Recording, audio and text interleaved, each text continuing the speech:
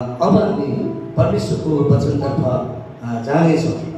एउटा विषय मैले तपाईँको माझमा राखेको छु। तपाईँको एउटा साँचो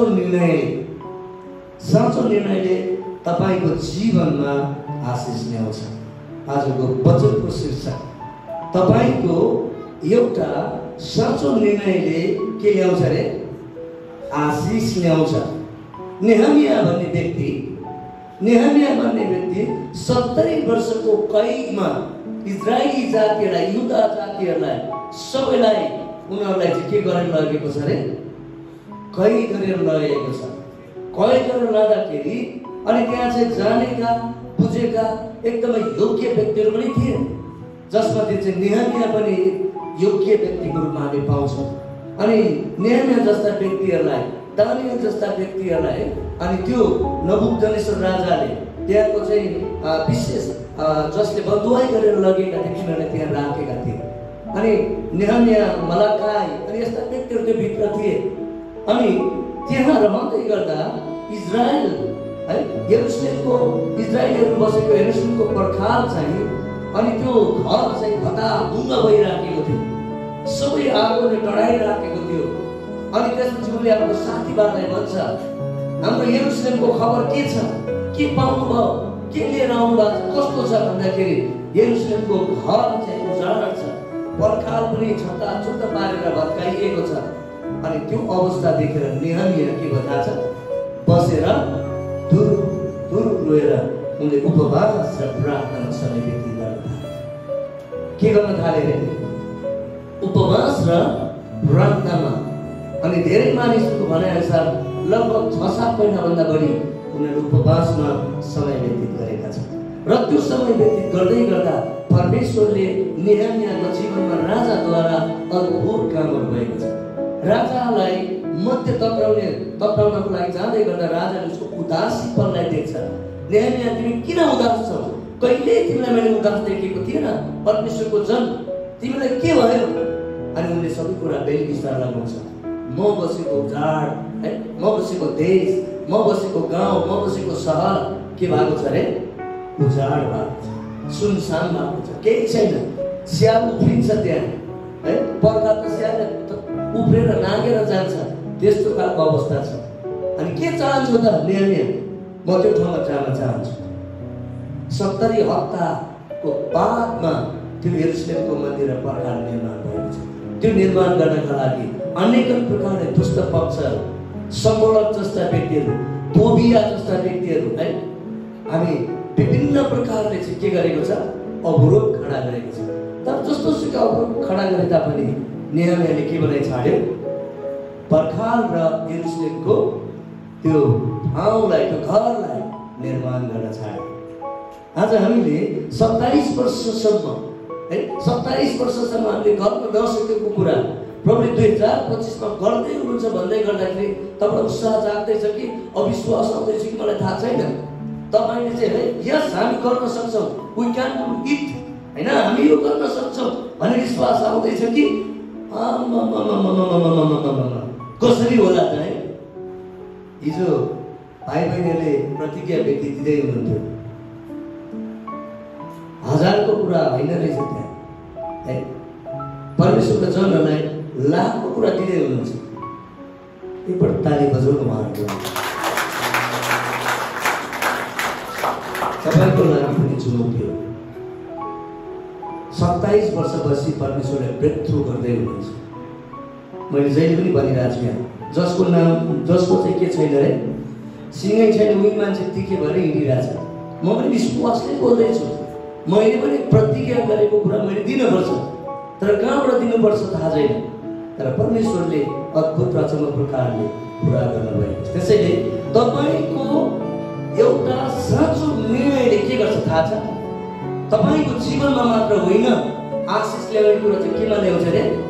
मण्डलीमा ल्याउनेछ, तपाईँको व्यक्तिगत जीवनमा ल्याउनेछ, तपाईँको चाहिँ साथै छोराछोरीको जीवनमा ल्याउनेछ, अनि त्यो हाम्रो समुदायमा ल्याउनेछ, अनि राष्ट्रमा नै आउनेछ। अहिले मान्छेलाई डर देखाइराखेको छ। 24 वटा जिल्ला चाहिँ खतरनाकपूर्ण जिल्ला रे, के खतराको जिल्ला रे। 24वटा जिल्ला चाहिँ भूगर्भ विज्ञहरूले नामै तोकेर भनेको छ यो ठाउँमा बस्नेहरूको लागि चाहिँ के छ अरे एकदमै के भन्छ अरे एकदमै जोखिमयुक्त भूमि हो, जोखिमयुक्त जमिन हो भनेको छ। एटोडामा अस्ति भएको छ, एटोडा पनि मकवानपुर पनि नाम आएको छ, पोखरा पनि नाम आएको छ। अब यो भन्दै गर्दा त्यहाँ गएर नबस्ने, जहाँ कहीँ पनि सुरक्षा छैन। तर जहाँ प्रभु हुन्छ त्यहाँ के छ? सुरक्षा छ। जहाँ यसको हुनुहुन्छ त्यहाँ के छ? सुरक्षा छ। नेहमियाले राजालाई भने म तपाईको मध्य तक्राउने व्यक्ति हो, तर आज म एकदम निराश छु। मेरो देश, मेरो चाहिँ यरुशलेमको पर्खाल भत्काइएको छ। हाम्रो साथीहरू त्यहाँ गएर बसोबास गर्ने ठाउँ छैन, त्यहाँ गएर चाहिँ आराम गर्ने ठाउँ छैन। आज हामी सृजना मण्डलीलाई हामी धेरै धन्यवाद दिनुपर्छ। सृजना मण्डलीलाई र अगुवाहरूलाई, पास्टर गुरुबाजनहरूलाई हामी धन्यवाद दिनुपर्छ। उहाँले हामीलाई यति राम्रो सुन्दर ठाउँलाई सङ्गति गर्ने ठाउँ दिनुभएको छ। सायद तपाईँ अब सुत्दै गर्दाखेरि चुरुक्कै उठ्नुहुन्छ होला, हो अब भोलि कहाँ सङ्गति गर्ने जस्तो लाग्छ होइन त? जहाँ भन्यो भने त जानु पऱ्यो नि त, गर्नुहोस् भन्यो भने गर्नु पऱ्यो। तर पनि प्रभुले उहाँहरूलाई जति समयसम्म गर्नुहुन्छ गर्नुहोस् है भनेर गरिराख्नु भएको छ। अनि यो कुरा चाहिँ हामी आज साक्षी दिँदैछौँ। इजरायलीहरूले साक्षी दिए है त। इजरायलीहरूले चाहिँ 40 वर्ष मूसाले अगुवाई गरेको कुरालाई दोस्रो पुस्ताले साक्षी दिए। त्यसपछि कालेब र योसुले भने हामी पनि त्यो यर्दन नदी तरेर हामी चाहिँ कनानको भूमिमा पुग्छौँ। नभए उनीहरू कनानको देशमा गएर 40 वर्ष योसुले अनि अगुवाई गरेको छ। 40 वर्ष कसले अगुवाई गरेको छ? मूसाले अगुवाई गरेको छ। अनि यसरी चाहिँ इजरायलीहरू चाहिँ आज संसारकै सबैभन्दा आशिष बोकेको पुस्ताको रूपमा हामी देख्न सक्छौँ। आज म तपाईँको माझमा नयाँ नियमको वचनबाट है यो लुका 5 अध्यायको 25 खण्डमा हामी हेर्यौँ भनेदेखि प्रभुले चेलाहरूलाई परमेश्वरको राज्यको निम्ति चलाउनका लागि उहाँले एउटा नयाँ प्रकारको है अवधारणासँगै नयाँ प्रकारको रणनीति उहाँले अपनाउनु भएको छ। तपाईँले सबैजनाले हेर्न सक्नुहुन्छ लुकाको 5 अध्यायमा, लुकाको 5 अध्यायमा सरत भन्ने एउटा ठाउँ छ हैन त। यहाँ चाहिँ के लेखेको छ? गणेशले झिलको किनारमा उहाँ उभिरहनु भएको थियो अनि मानिसहरू चाहिँ परमेश्वरको वचन सुन्नका लागि ठेला गरिरहेका थिए, उभिरहेका थिए। अनि उहाँ चाहिँ झिलको किनारमा 2वटा ढुङ्गा देख्नुभयो। त्यो ढुङ्गा कसको थियो अरे? पत्रुस र याकुबको थियो हैन त, यूहन्नाका साझेदारी थिए। अनि उहाँले कसको ढुङ्गा माग्नुभयो थाहा छ?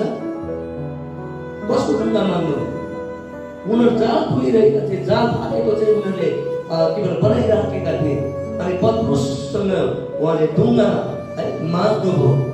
अनि त्यसपछि त्यो ढुङ्गामा चढेर उहाँले भन्नुभयो है 3 पदमा हामी हेऱ्यौँ भनेदेखि, अनि यहाँ 3 र 4मा हेरेपछि हामी उहाँ चाहिँ ढुङ्गामा चढेर शिक्षा दिँदै हुनुहुन्थ्यो। प्रभुले 3टा कुरालाई कहिले पनि उहाँले छोड्नु भएको छैन। एउटा चाहिँ शिक्षा, एउटा चाहिँ के हो अरे प्रचार, अनि तेस्रो कुरा चाहिँ के हो अरे डेलिभरेन्स। 3टा कुरा। हामीले प्रभुलाई विश्वास गरेको प्रमाण चाहिँ के रहेछ? स्वतन्त्रता हो। अनि हामी थाहा पाउँछौँ प्रभुले यी रातभरि जाल खेलेर माछा नपाएका यी चेलाहरूलाई, अनि उनीहरू जाल खुलेर बसिरहेका थिए, धोइरहेका थिए। आज दिनभरिको अब खानपिन कसरी गर्ने होला भनेर, तर जहाँ खाँचो देख्नुभयो प्रभु त्यही जानु। र उहाँले शिक्षासँगै उहाँले भन्नुभयो सिमोन तिमीले गहिरोतिर लगेर माछा पक्र्नलाई के गर? आफ्नो जाल हान। सिमोनले के भन्यो हेर्नुहोस् त? सिमोनले के भन्यो भन्दाखेरि चाहिँ गुरुज्यू हामीले रातभरि मेहनत गरेर पनि केही बेला पारेनौँ। रातभरि भनेको कति मेहनत गरे उनीहरूले त। अनि उनीहरूले आफ्नो अनुभव सेयर गर्दैछ। हामी चाहिँ प्रभु वर्षौँदेखि माछा मार्ने मान्छेहरू, धेरै लामो समयदेखि हामी अनुभवी छौँ। माछा कहाँ पाइन्छ, माछा कुन ठाउँमा पाइन्छ, कसरी भेटाइन्छ, कसरी पक्रिन सक्छ, सबै हामीलाई थाहा छ। तर तपाईँ भन्नुहुन्छ माछा मार्नलाई कहाँ जाल हाल्नु रे? गहिरोतिर माछै हुनु। माछा गहिरोतिर हुनु। माछा कहाँ हुन्छ? पाखातिर हुन्छ नि। एउटा शान्त अलिकति सानो ठाउँमा अनि पानी राम्रो के भन्छ त्यहाँ चाहिँ न्यानो भएको ठाउँमा माछा हुन्छ। तर प्रभुले तिनीहरूको एक्सपिरियन्स भन्दा अनुभव भन्दा प्रभुले छुट्टै प्रकारले काम गर्नुभयो र भन्नुभयो जाल गहिरोतिर माछा मार्नको लागि माछा पक्रनको लागि तिमीले आफ्नो जाल के गर अनि बिचारा सिमन दुखित भएर भन्दैछ गुरुज्यू हामी रातभरि मेहनत गरेर हामीले कुनै पनि माछा यो आजको रात पाएनौँ तर भन्नुभएको छ कि तर अथवा तापनि तपाईँको वचन अनुसार म के गर्नेछु जाल हान्नेछु तपाईँको वचन अनुसार म जाल हान्नेछु।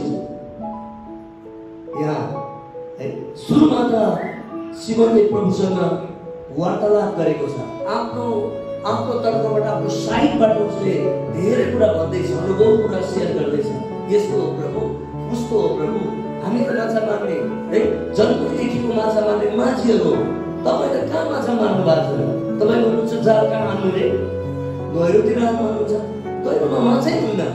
त्यसैले कहिले कहिले हाम्रो जीवनमा विश्वास के हुन्छ भने हामी बाइबल कलेज पढेका हौँ हामी एमडिट गरेका हौँ अहिले धेरै डक्टरेट गर्ने व्यक्तिहरू तयारी हुँदैछ अनि हाम्रो आदरणीय के भन्छ डक्टर हाम्रो बालकृष्ण शर्मा दाइले एउटा लेख लेख्नु भएको छ आजभोलि धेरै मानिसले डक्टरेट लेख्न चाहन्छ डक्टर पास्टर रेभरेन्ड ठिकै छ त्यो पनि एउटा इज्जत र आदर गर्ने कुरा हो तर के को निम्ति हामी लेख्दैछौँ आफूलाई सो अप गर्नका लागि आफूलाई चाहिँ म यस्तो भनेर अनि फरिसीले सदुकीहरू जस्तो देखाउनको लागि हो भने त्यसले कुनै पनि काम गर्दैन त्यसको भ्यालुनेस भन्छ त्यो चाहिँ महत्त्वपूर्ण होइन तर महत्त्वहीनका कुराहरू तर त्यो कुरा चाहिँ के हुन्छ भन्दाखेरि सुनलाई सुन भनेर चिनाउनु पर्दैन नि त सुनलाई सुन भनेर चिनाउनको लागि अझै के गरिन्छ अरे आगोमा हालिन्छ आगोमा खारिन्छ त्यसपछि अझै सुनको के हुन्छ अरे गुण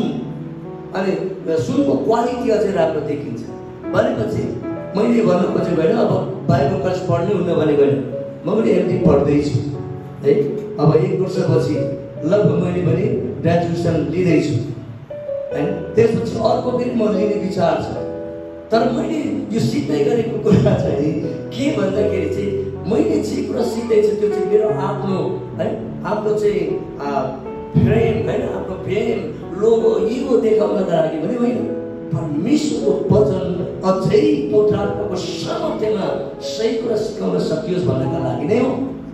हामी यहाँ जति पनि व्यक्तिहरू छौँ बाइबलमा हामी हेऱ्यौँ भनेदेखि सबैभन्दा ज्ञानी सबैभन्दा विद्वान सबैभन्दा जान्ने व्यक्ति वास्तवमा धेरै पढेको व्यक्ति चाहिँ पाउल हो तर पाउलले के भन्छ भने म चाहिँ बेसमयमा जन्मेको के हो रे प्रेरित हुँ अरू त सबै आफ्नो उनीहरूले पाएको दर्जाअनुसार प्रेरित नै बनेका छन् उनीहरूले आफैले देखेका छन् तर म चाहिँ बेसमयमा जन्मेको प्रेरित हुँ प्रेरित त भन्दैछु अनि धेरै मानिसले के भन्न थाले अब प्रेरित पनि हराए सँगै गर्ने मान्छे पनि हराए यति सबै कुरा हरायो भने बन्दलीको आशिषमय कुराहरू पनि हराएर जान्छ। त्यसैले यो कुरा गर्दै गर्दाखेरि हामीले के थाहा पाउँछौँ भने अब हामीले राइटली भन्छ है त हामी चाहिँ एकदमै परमेश्वरको उपस्थितिमा आएर हामीले निर्णय गर्नुपर्ने कुरा हामीले एउटा तपाईँको मैले सही साँचो सत्य निर्णय गरेको कारणले गर्दा तपाईँ र मेरो परिवारमा र छोराछोरीको जीवनमा मण्डलीमा र देशमा राष्ट्रमा के आउनेछ आशिष आउनेछ। एकजना भाइसँग हिजो भेट भयो साह्रै एक्साइटेड भएर उहाँ युएस जानु भएको थियो अनि युएसमा पुग्दाखेरि चाहिँ त्यहाँका मान्छेहरूले गर्ने व्यवहार चाहिँ यति साह्रो न्यून प्रकारले गरेको देख्नुभयो अनि मैले उहाँलाई भने भाइ हामीले तिनीहरूबाट आशा गर्ने कुरा चाहिँ मैले त 20-25 वर्ष अगाडिदेखि नै मैले त छोडिसकेँ मैले त परमेश्वरमा ट्रस्ट गरेर प्रभुमा भरोसा गरेर जिउने हो। परमेश्वरले हाम्रो मण्डलीद्वारा अनि मण्डलीको जग्गा छुटाउनु छ भनेर प्रार्थना गर्दैछ। अब हामी कर्मको लागि तयारी पनि भइराखेका छौँ। तपाईँ मैले गरेको निर्णयबाट नेपालको नेपालीहरू संसारको धेरैवटा देशमा पुगेका छन्। मैले हेर्दै थिएँ संसार अहिले कतिवटा देश छ थाहा छ विश्वमा कतिवटा राष्ट्र छ कतिवटा देश छ कन्ट्री छ तपाईँलाई थाहा छैन 196 वटा देश छ। कतिवटा देश छ रे? 196 वटा देश छ। 196 वटा देश मध्ये अधिकांश देशहरूमा हाम्रा नेपालीहरू कामको सिलसिलामा, पढाइको सिलसिलामा अनि विभिन्न बिजनेसको सिलसिलामा पनि पुगेका छन्। तर तीमध्ये कतिजना व्यक्तिहरू आज सेवकाईको क्षेत्रमा उनीहरू फर्किआएका छन्।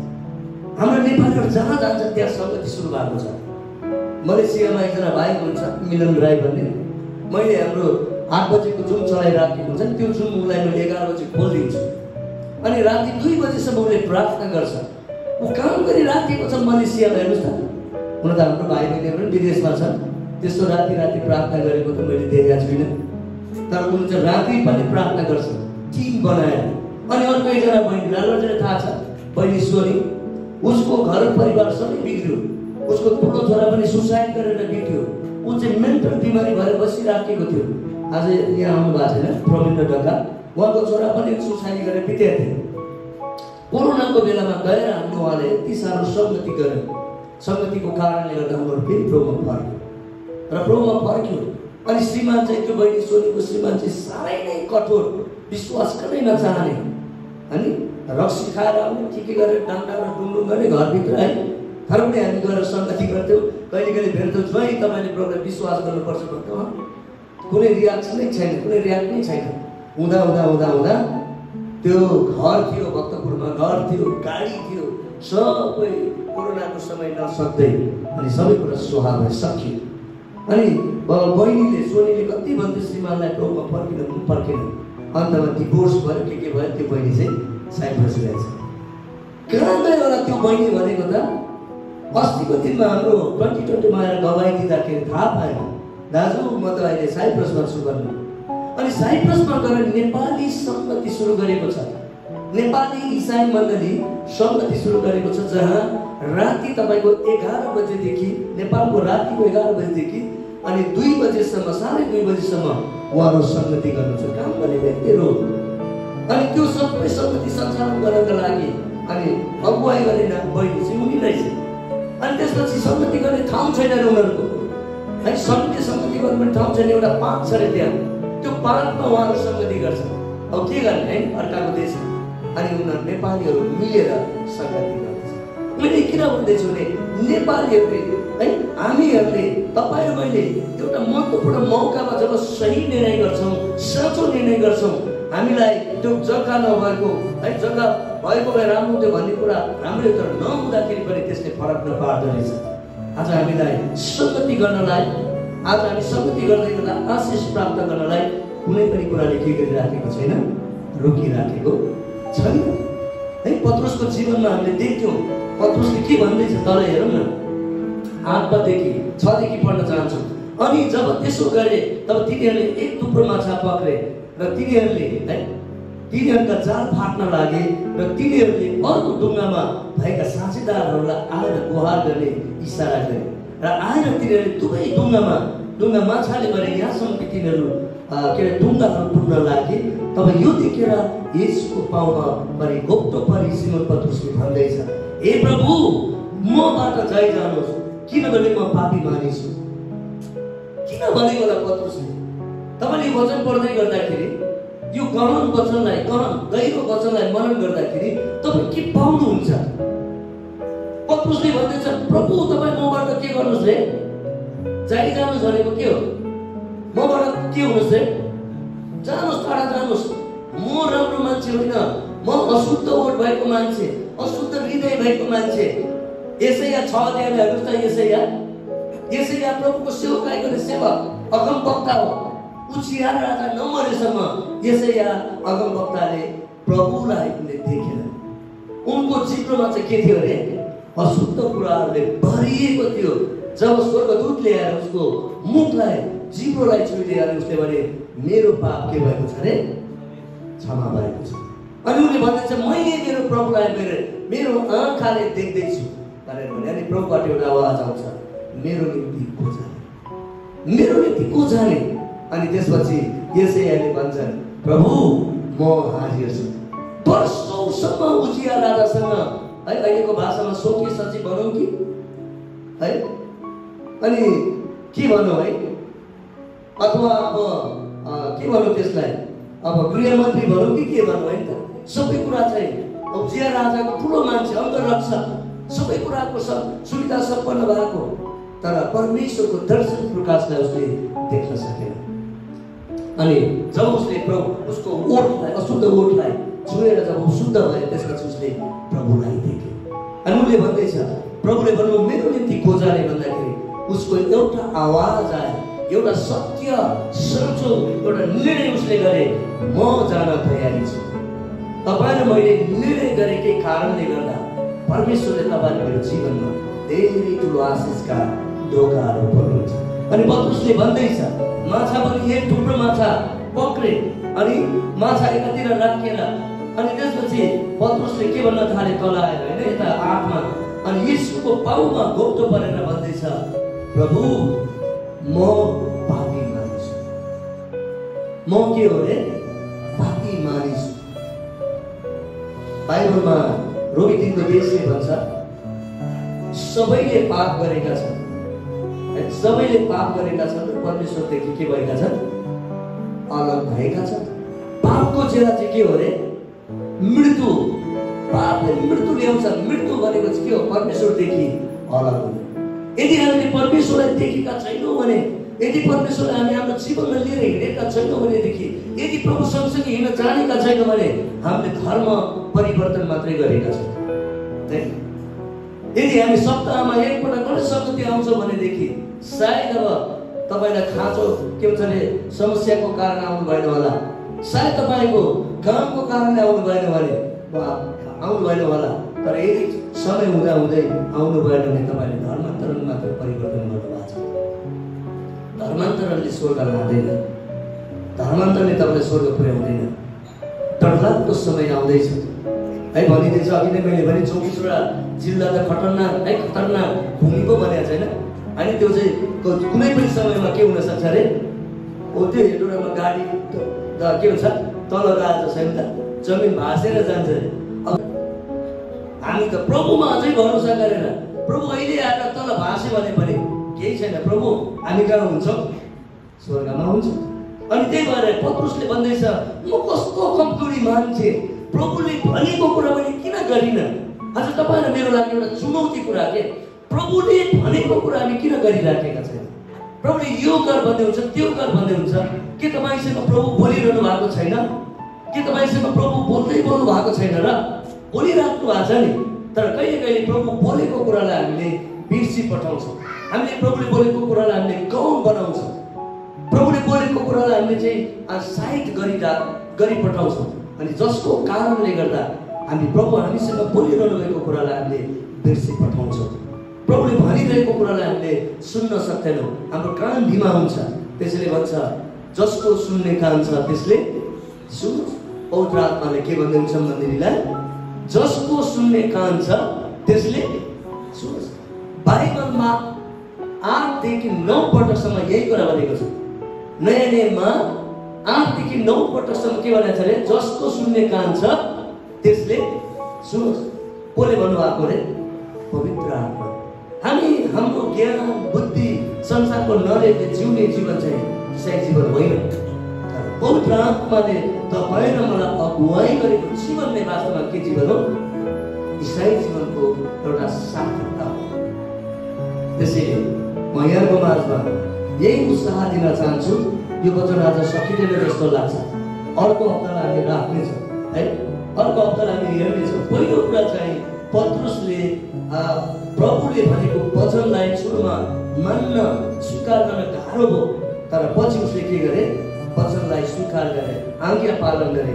जब उनले आज्ञा पालन गरेर अनि उनले चाहिँ के गरे, जाल हाने। जाल कहाँ हान्यो उसले, प्रभुले जहाँ हात गर्नु भएको थियो त्यही नै हान्यो।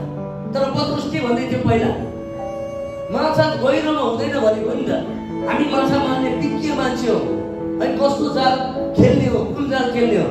अस्ति इन्डियामा धनगढी गएको है, अनि के भन्छ अरे यो इन्डियाको पुनर्वासतिर गएको थियो, इन्डिया घुम्न गएको, जाल देखियो है, जाल देख्ने बित्तिकै जाल किनेर ल्याए, भरे त मोटो जाल पनि लिएर आएछ। मैले नि बिर्सिसकेँ रहेछ कि अब मोटो जाल लिएर आएको कहाँ माछा मार्न जाने? अब लुल्जेले भनिदिन्छ हाम्रो गाउँतिर जाउँ माछा त्यहाँ पाइन्छ भन्दैछ। अनि अस्ति सल्लाह पनि गर्दै थियो, एक दिन त जानै पर्छ होला है थेर माछा खानलाई होइन। उहाँले के भन्नुहुन्छ, हामीले थेर माछा भन्छ कि थेर माछा साह्रै मिठो हुँदो रहेछ। अरूले बुझ्नु भएन, तपाईँले अरूले सोध्नु होला भनेपछि यहाँ पत्रुसले के भन्दैछन्, माछा कहाँ गहिरोमा पाउँछ त प्रभु? माछा त छेउमा हुन्छ है। माछा कहाँ हुन्छ अरे? छेउमा हुन्छ। अनि प्रभुले भनेको कुरालाई उनले के गर्दैछ? माइनर बनाउँदैछ। प्रभुले भनेको वचनप्रति आज्ञाकारी भइराखेको छैन। अन्तमा उनले जब जाल हानेपछि चाहिँ यति धेरै माछा त्यहाँ पाए अनि साझेदारलाई गुहार मागेर अनि सहायता मागेर अनि माछा चाहिँ पाखामा लिएर आए। अनि यो देखेर, यो दृश्य देखेर ऊ चाहिँ येशूको पाउमा के गरे? दण्डवत गरी अनि भन्दैछ, प्रभु मबाट तपाईँ के हुनुहोस्? जाइजानुहोस्, मबाट जाइजानुहोस्, किनभने म पापी मानिस हुँ। तपाईँलाई कस्तो लाग्छ है? हामी दिनदिनै हामी गल्ती गर्छौँ। तपाईँहरू मैले दिनदिनै हामी हाम्रो बोलीमा कहिले कहिले चुस्टै बिग्रिहाल्छ होइन त? अघि सजनाले भने जस्तै है, कहिले कहिले हामी एक्साइटेड हुन्छौँ, बोल्छौँ, कहिले कहिले मन पनि दुख्छ। तर हामीले गरेको कुरालाई तुरुन्तै हामीले के गर्छौँ? ओह, मैले अलिक बोल्न नहुने कुरा बोलेछु, अनि हामी के गर्छौँ? क्षमा गर्छौँ। हाम्रो सासुआमा एकदम अन्तिम अवस्था थियो अनि हाम्रो घरमा लिएर आएको, आमा अब विश्वास गर्नुपर्छ आमा, अब कहाँ हुन्छ, अब अन्तिम समय के हुन्छ भनेको हुन्छ भनेर भन्नु। ल आमा, अब व्यक्तिगत रूपमा प्रभुले विश्वास गर्नु पर्यो, मैले जे भन्छु त्यही भन्नुहोस् है आमा भनेको। प्रभु येशू भन्दासम्म त राम्रै भन्नु, म पापी हुँ भनेको मैले पापै गरेको छैन भन्नु। ल म पापी हुँ भनेको मैले पापै गरेको छैन भन्नुहुन्छ। जतिखेर बिरामी हुनुहुन्थ्यो आमा कि उहाँलाई के लाग्थ्यो भने मैले कसैलाई विघात गरेकै छैन जस्तो लागेको नि त। अनि पछि आमाले भन्यो, आमा हामी चाहिँ तपाईँले नराम्रो सोच्नु भएको छैन, तर हामी चाहिँ जन्मदै के छौँ त्यसको लागि स्वीकार गर्ने। अब भन्नुहोस् आमा भनेको बल्ल भन्नु, म पापी हुँ भनेर बल्ल भन्नु। त्यो म पापी हुँ भन्नु कति गाह्रो, म पापी नै होइन भन्नुहुन्छ आमा। कहिले कहिले मान्छेको जीवनमा यस्तो कुराहरू आउँछ। तर पत्रुसले के भन्दैछ? मैले प्रभुको वचनलाई मैले के गरिनँ? विश्वास गरेँ। म कस्तो कमजोरी मान्छे। पास्टर गोरखले भन्दैछ जग्गा किन्ने भनेर, मैले मात्रै गरेर त कहाँ हुन्छ? अनि पास्टर लालबर्जीले भन्दैछ कि सूचना भन्नुभयो। तपाईँलाई थाहा छ छम्पीको बस पार्क नजिकै 25 आना जग्गा आएको छ। 25 आना जग्गा 5 लाखले भनेको छ। भनेपछि 1 करोड कति रे? 25 लाख। 1 करोड 25 लाख जग्गा एकदम सम्ममा छ। त्यो मान्छेलाई ऋणमा पिटी भएर बिक्री गर्न लागेको। बाटो गोरेटो बाटो हो, तर यो के भन्छ अरे कोरिडोरको बाटोमा चाहिँ एकदमै राम्रो हुँदो रहेछ। अनि माथि हाइटमा थोरै हाइटमा छ। अनि खोलाले अस्तिको आएको खोलाले पनि केही गरेन। अनि यसो हेर्दाखेरि यही पो हो कि जस्तो लाग्दैछ। पैसा छ हामीसँग, थोरै छ, अब कहाँ किन्न सकिन्छ? तर यसो विचार गर्दा बल गरौँ कि क्या हो भन्ने जस्तो लाग्दैछ। बल गरौँ कि क्या हो होइन? प्रभुसँग चाहिँ प्रार्थना बढाउँ कि क्या हो? प्रभुले हामी अहिले यस्तो भाइ बहिनी दिँदै गर्दाखेरि त सायद आउँछ कि क्या हो जस्तो पनि लाग्दैछ। के देखाउने होइन त? कसैले 5 लाख देला, कसैले 7 लाख देला। अनि मोटो रकम आउन थालेपछि त हाम्रो भाइ बहिनी विदेशमा छन्, ल है बाबु एक महिनाको तलब भए पनि पठाउनुहोस् है भनेर होइन। अथवा पुगेन भने पनि जो जसको ब्याङ्कमा छ नि कहाँ कतै छ भने सापतै दिनुहोस् न भनेर किन्न त सक्छौँ। तर हामी के गर्न सक्छौँ? पछि फेरि फिर्ता गर्न सक्छौँ। प्रभुले गर्ने काम चाहिँ धेरै छ के। प्रभुले तपाईँ र मेरो जीवनबाट प्रभुले धेरै काम गर्न चाहनु भएको छ। तर यसले के भन्दैछ अरे? तपाईँ र मैले एक पटकको सही निर्णयले चाहिँ के ल्याउँछ अरे? स्वर्गबाट के ल्याउन सक्छ अरे? आशिष ल्याउन सक्छ। प्रभुले भन्नुभएको छ मलाई जाँचेर हेर। त्यो पनि दशांश नदिनेलाई भनेको हो क्या। यहाँ त हामी प्रतिज्ञा भेटी दिनलाई है, स्वेच्छा भेटी दिनलाई, भाकल भेटी दिनलाई वास्तवमा पुरानो नियममा चाहिँ झन्डै 30% देखि 33% दिँदो रहेछ। दशांश मात्र होइन क्या, त्यहाँ जग्गा अनि त्यसपछि पहिलो फल के होइन। त्यसरी दिँदाखेरि चाहिँ पुरानो नियममा चाहिँ 33 देखि 33 वर्षसम्म दिँदो रहेछ। अनि हाम्रो नेपाल के अरे नयाँ नियममा आउँदाखेरि चाहिँ दशा चाहिँ हामी दिन्छौँ होइन त, विशेष व्यक्ति दिन्छौँ, प्रतिज्ञा व्यक्ति दिन्छौँ, धन्यवाद व्यक्ति दिन्छौँ। त्यसरी गर्दाखेरि धेरै आउँछ। हामीले दशा मात्रै दिँदैन, आज धेरै मानिसले दशा दिएको कुरालाई पनि क्रिटिसिजम आलोचना गरिराखेका छन्। तर प्रभुले भन्नुहुन्छ मलाई दिएर हेर म स्वर्गबाट के गरेर दिन्छु के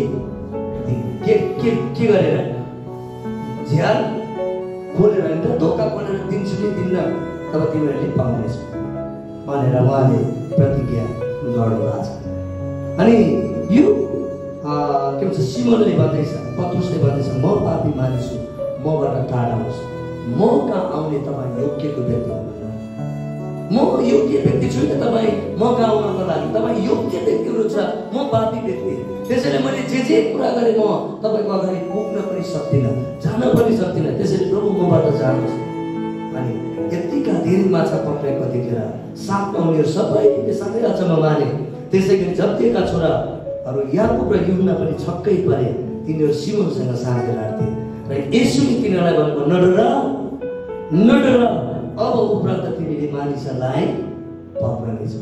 अब के रे नडर, प्रभुले भन्नुभयो नडर, के पक्रनेछौ रे अब उपरान्त तिमीले माछा रुपी मानिसहरू होइन त, माछा रुपी मानिसहरू, मरेका माछा है, प्रभु विहीन भएका माछा अथवा मानिसलाई इङ्गित गरेर भन्दैछ ती मानिसहरूलाई तिमीहरूले पक्रनेछौ।